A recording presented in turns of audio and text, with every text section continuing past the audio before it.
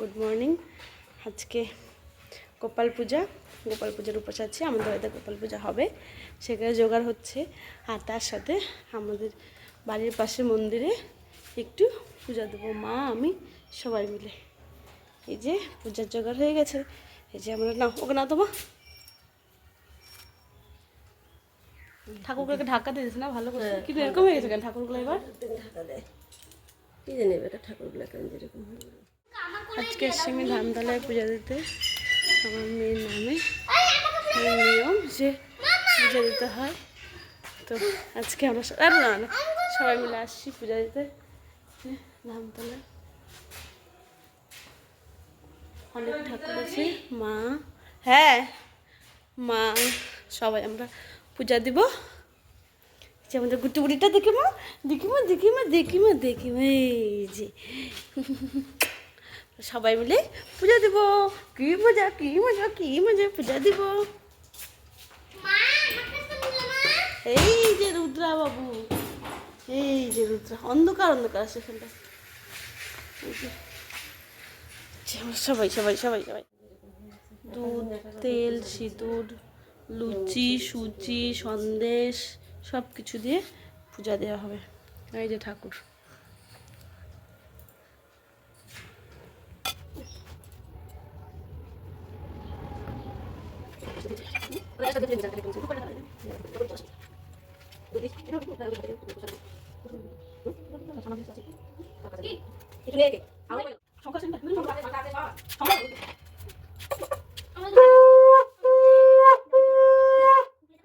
পুজো আমার হয়ে গেল মন্দিরের ভেতরে। এখন মেয়েকে একটু প্রণাম করে নিচ্ছে, কারণ ওর জন্যই আমার পূজা দেয়া, ওই কারণেই।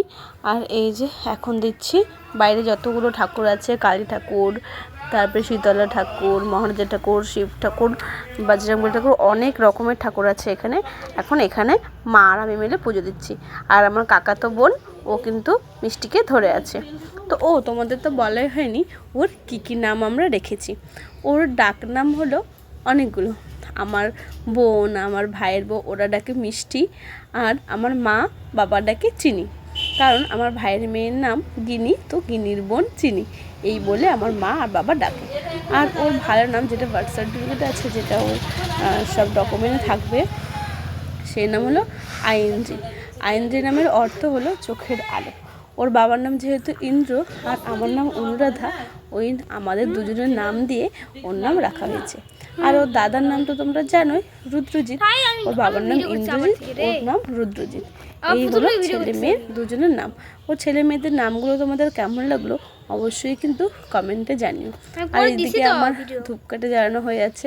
আর তোমরা অনেকে হয়তো ভাববে তিনটে কেন ঠাকুর, তিনটে কেন কালী ঠাকুর? কারণ কি, এখানে যেহেতু একটা গ্রামের পুজো হয়, এখানে যার যার মানত থাকে তারা কিন্তু কালী ঠাকুর দেয়। সরি, তিনটে না, 5টা আমাদের এখানে কালী ঠাকুর পড়েছিল। কারণ যার যার মানত থাকে তারা কিন্তু দেয়। আর এই মায়ের কাছে যে যেটা মানত করে সেটা কিন্তু ফলে। যেমন আমি মানত করেছিলাম যে যেন আমার মেয়ে হয়, আর মেয়ে হলে আমি মেয়েকে কোলে নিয়ে পুজো দেবো। ওই আমি মেয়েকে নিয়ে সেই জন্য পুজো দিতে এসেছি, মা আর আমি মিলে। তো সবার প্রথমে এখানে নিয়ম, তেল, সিঁদুর আর দুধ দিতে হয়। তারপরে তুমি তোমার ইচ্ছে মতো যা খুশি সেটা ভোগ দিতে পারো, কিন্তু মেন তেল, সিঁদুর আর দুধটা কিন্তু দিতেই হবে। আর এদিকে দেখো সব ধূপকাঠিগুলো কিন্তু আমি একবারে জ্বালিয়ে নিলাম, কারণ এখানে অনেক ঠাকুর আছে। পরপর সব ঠাকুরকে পুজো দেবো আর ধূপকাঠি দিব।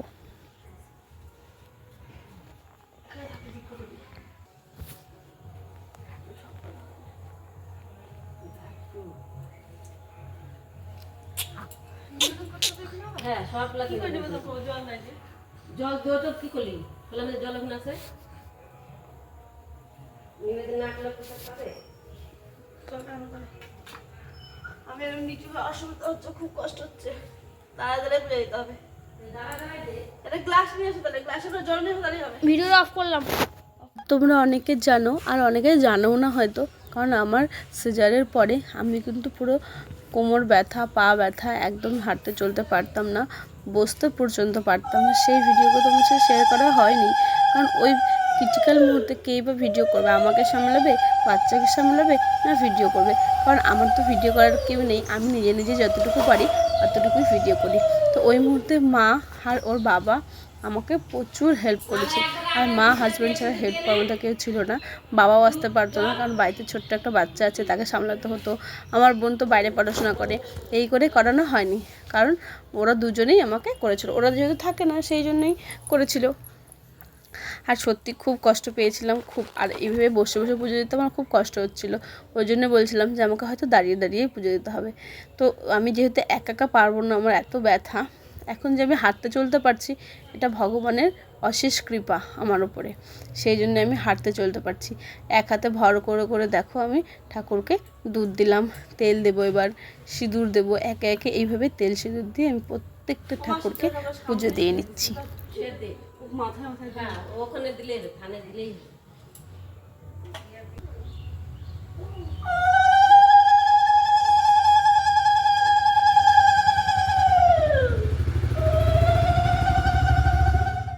আমাদের এখন শুধু প্রসাদ তুললে হয়ে গেল, তাই না মা? এখন আমরা প্রসাদ তুলবো, পূজা দেওয়া হয়ে গেছে আমাদের, সুন্দর করে পূজা দিলাম আমরা, তাই না? তাই না বলো? আ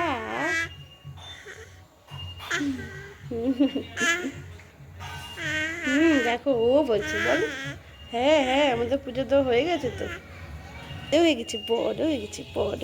পুজো কমপ্লিট, আমি মেয়েকে নিয়ে আছি আর মা কিন্তু প্রসাদগুলোকে তুলে নিচ্ছি।